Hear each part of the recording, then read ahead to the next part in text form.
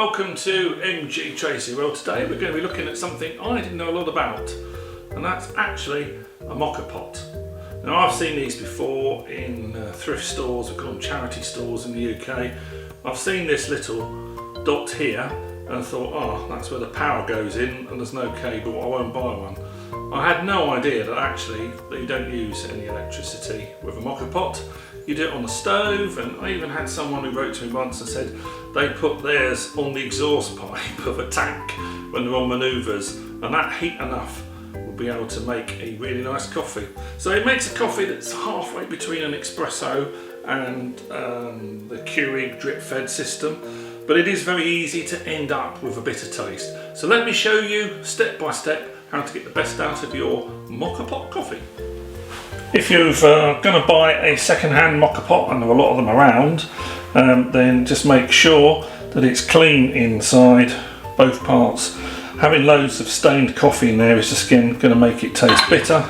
Make sure you've got all the 3 bits that you need, and make sure this seal on the bottom is robust. If someone has tightened this up too tight and left it for years in the cupboard, then that seal won't work very well and the whole system is not going to function. So for the more observant of you, yes, this was an Amazon purchase, and I don't think I got quite the size I was expecting. I'll put the links for this if you just want a one-cut one, but they're available in a whole host of different sizes. You just need to measure them and have a look, not like me, just buy the one you thought and end up with a very, very dinky one. So there are several parts to it. There's the top here, where the coffee will boil through.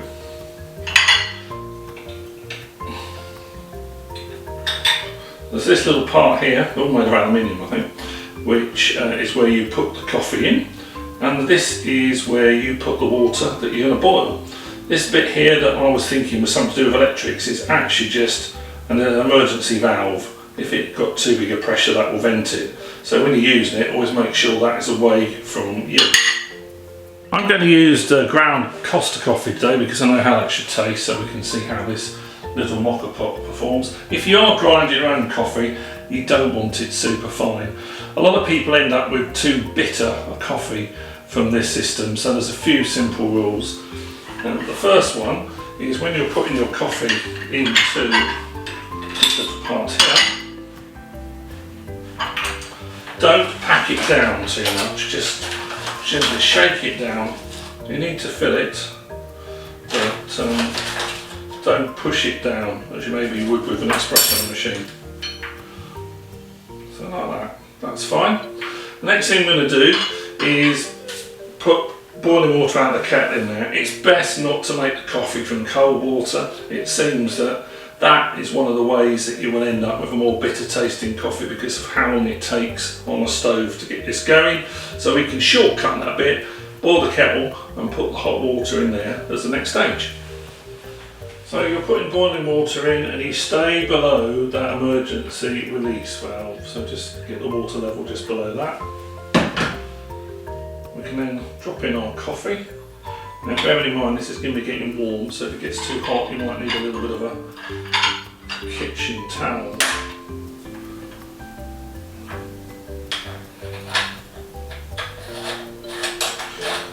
And you want this tight. When you're not using the Moka pot, then don't screw it tight because you'll damage the seal if you leave it tight all the time. And now we've got hot water in the bottom, we've got our coffee there, and this will just percolate through. So the next thing we need to do is need to move this to the stove so that we can finish forcing that water to vapour through the coffee. Now because I bought a very little one, it won't fit on my cooker, but if yours does, you can just stand it on your stove. I'm going to have to use this grill pad here. And what you're trying to do is put it on the edge so that you're heating the Moka pot, but you're not heating up your handle. And as that water starts to boil, the vapour will be forced through the coffee. It'll appear out the top there and it will just go in to the top of the coffee. And once that's done, we very quickly take it off the heat again. We don't want to have it end up with a bitter taste, and we're ready to pour out the coffee.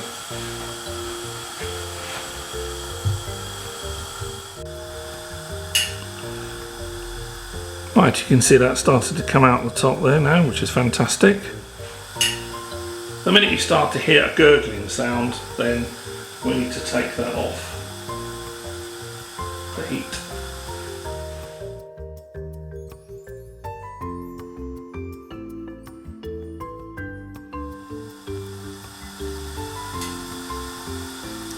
So that water vapour is forced through the coffee.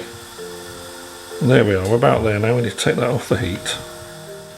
Now some people advise you to cool this down under the tap if you want to, but it doesn't make too much difference. As long as you take the coffee off the heat as soon as possible, you will get a nice smooth coffee. Oh, that is a great smell. And now for me, just a little splash of milk.